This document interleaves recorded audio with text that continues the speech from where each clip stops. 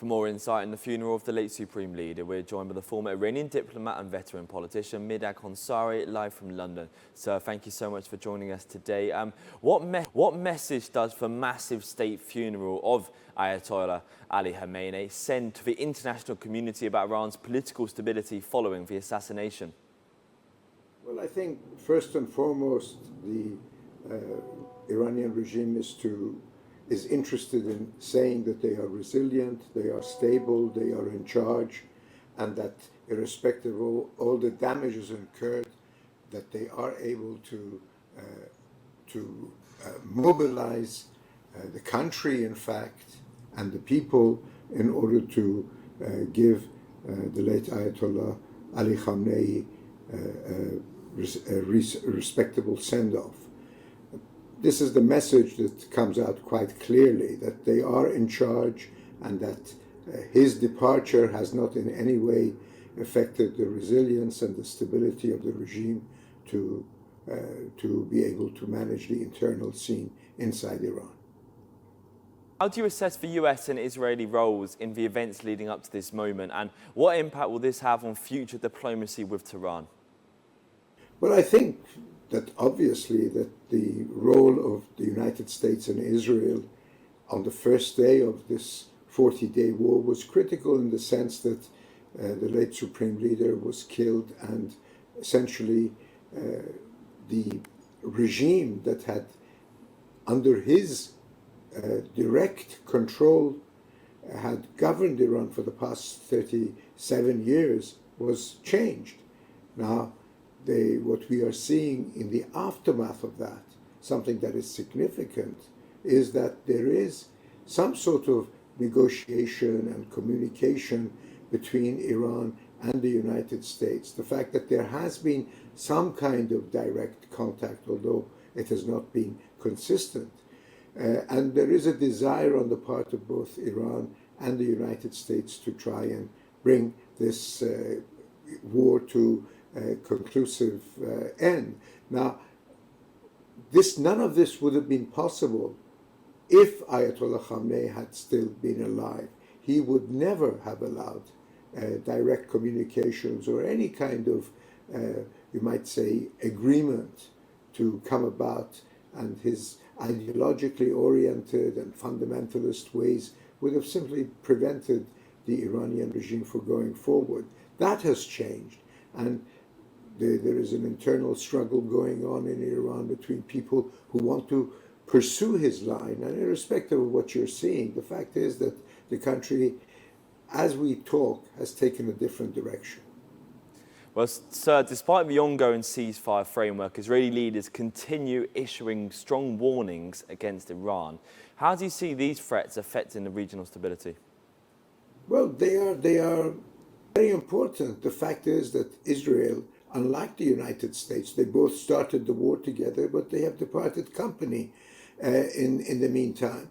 Israel is not in line with the kind of negotiations that are going on between Iran and the United States. Israel does not want an agreement that would essentially leave this regime in place and intact, and perhaps, stronger than before, as many allege. I don't think so, but they will nevertheless be able to have and exert full control over the country. So they will do what they can in way, either directly or indirectly, to try to impede progress in the talks that are going on between America and Iran. But the fact is that there is a will on the part of both the American and the Iranian governments to want to bring this matter to an end.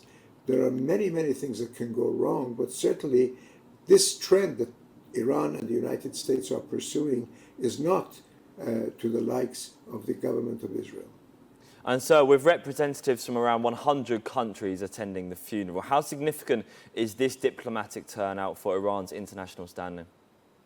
Well, you have to acknowledge that there is a great deal of, you might say, showing off going on, and Iran is trying to say that it is not isolated in the world. It has never been isolated in the world. But there are 193 members of the United Nations. If 100 delegates from various countries have shown up, it shows that from 93 countries have not participated, and only 5 heads of state have actually turned up. The others are ministers or dignitaries of lower ranking than that of a head of state. And more prominently, the regime says that they have not, for example, invited any European or Western leaders. But again, you have to compare this. This is quite a showing, there's no question about it. And the regime will try to milk this inside Iran in order to show how well respected it is internationally and how effective, its ability to attract foreign leaders has been. But you only have to compare this funeral to that of King Hussein of Jordan some 20, 25, 26 years ago to know that what the difference is. And while this is a great feat, I think it falls way short of the kind of expectations that they would prefer to have had if, for example, more nations and more prominent nations had also participated in this funeral. Looking ahead, do you believe the current ceasefire and the indirect negotiations can survive this highly sensitive period, or is the region entering yet another phase of confrontation? Well, one has to be hopeful. I have always been cautiously optimistic.